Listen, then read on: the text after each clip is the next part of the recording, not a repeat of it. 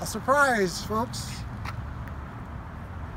It says second place, male, 50, age group 50 to 59. It's for the marathon. Didn't think I'd come home with some prizes and gifts and awards, but this is unexpected. Now I feel ashamed, embarrassed. I should have run faster. I should have suffered some more to earn this, but I'll take it.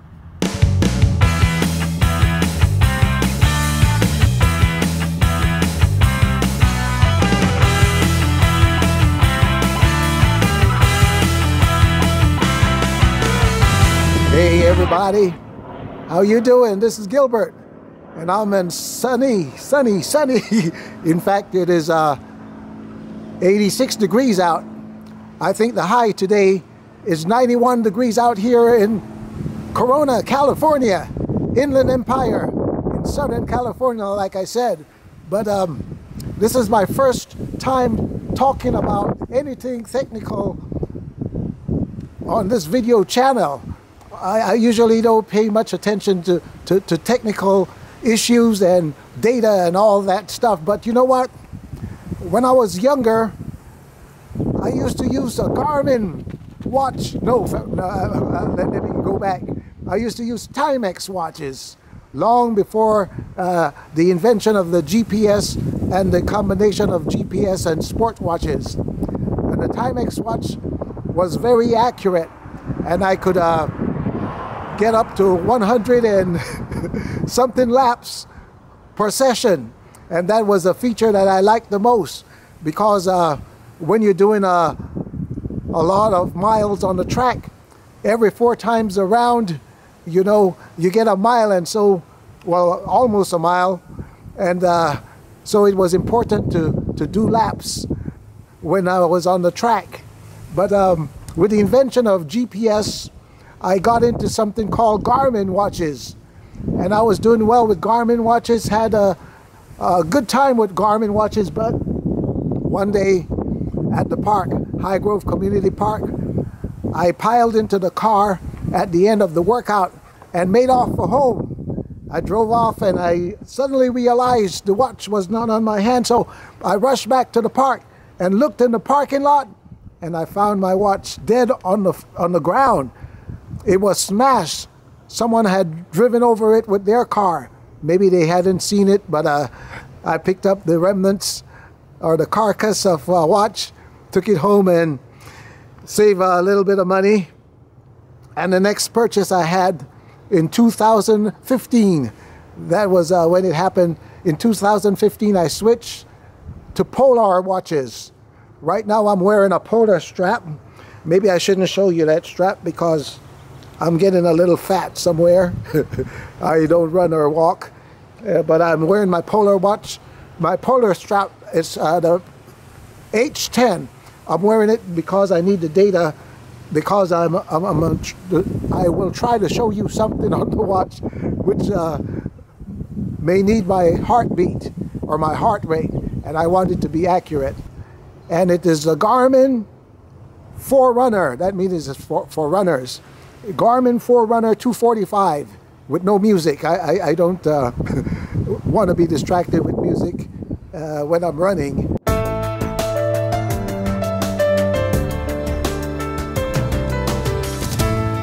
There are only 3 things on my screen when I'm running, and I'm going to get it started even though I'm not outside or anything, and I'm not going to run.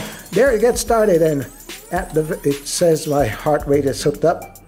At the very top, I have my distance. I want to know the overall distance that I've completed when I'm running. And in the middle, I want the time for my run, the overall time to be displayed every time. And you know what it will do? When I hit a mile, it will give me that mile time. So it will come out of this and just show me the stats for the mile. Then it goes back to this, and then at the bottom, as you can see, 81 beats per minute. That's my heart rate monitor at work, my heart rate. So those are the only 3 things that I want to see when I'm running on the road. So my watch has a lot of features, a lot of neat things, a lot of metrics, a lot of feedback, a lot of screens where I can program workouts. I can set it to pace me through a race, and I can even set it to get me back to where I started from in the event I'm in a city like New York or New Jersey, somewhere in New Jersey where my uncle lives, and he lives in Swedesboro. But my grandmother was buried in New Jersey. I'm not sure what city it was, but you get the picture. If you go to some strange city, the watch can get you back to where you started, so you don't have to worry about memorizing streets or signposts or even landmarks. You can get back to where you were, but I haven't ever used that yet. The scariest feature on my Garmin Forerunner 245. When it comes to running, I am not afraid of most anything. However, there is a screen on my Garmin Forerunner 245 watch that sends shivers down my spine. It scares me.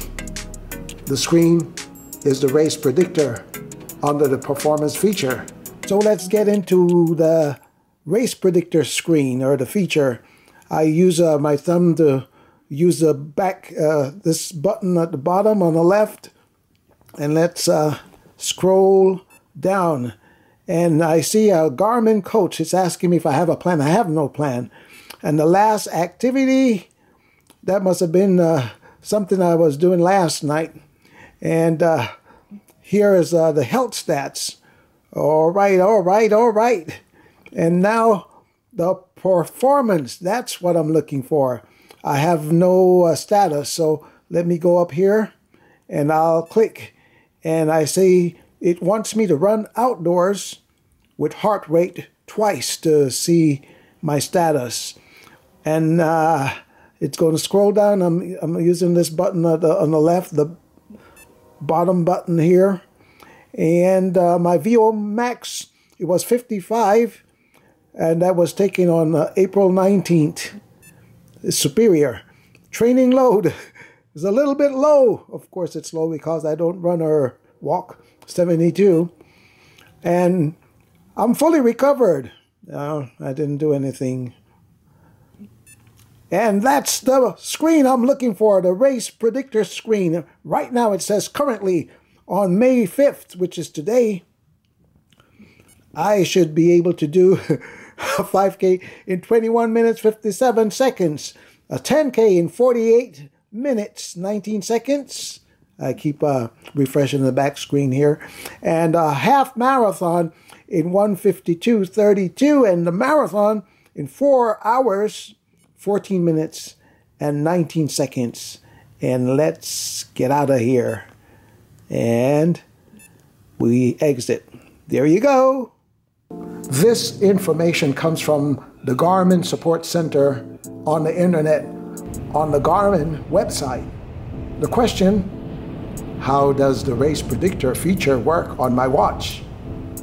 Race Predictor projects an ideal race time for different distances such as 5K, 10K, full, and half marathon. This calculation can be assessed from a watch's performance widget. The watch will use the VO2 max estimate and your training history to provide a target race time. The watch analyzes several weeks of your training data to refine the race time estimates. The projections may seem inaccurate at first.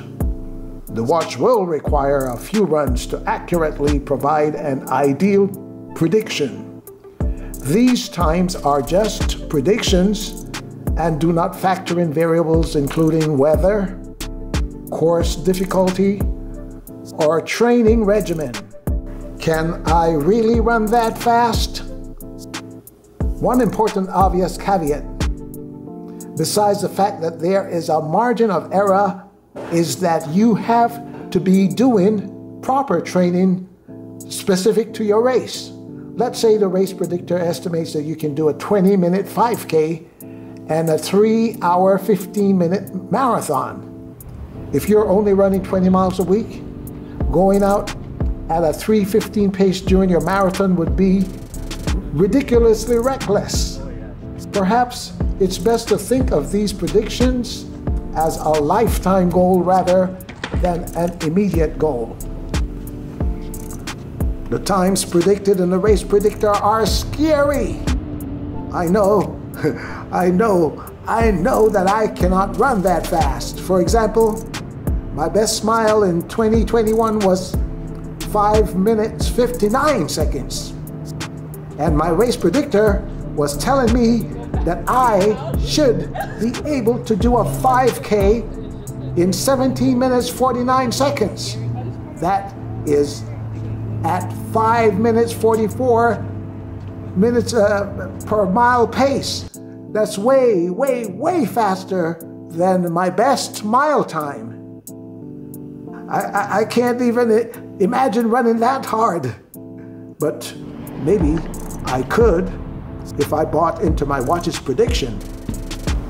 So one day, 2 to 3 years from now, when I'm fit, when I'm in my prime, hopefully, I'll be able to go to the pace predictor on my Garmin Forerunner 245 and look for the 5K race times, the 10K, the half marathon, and the marathon. And I can hit those times or even go faster.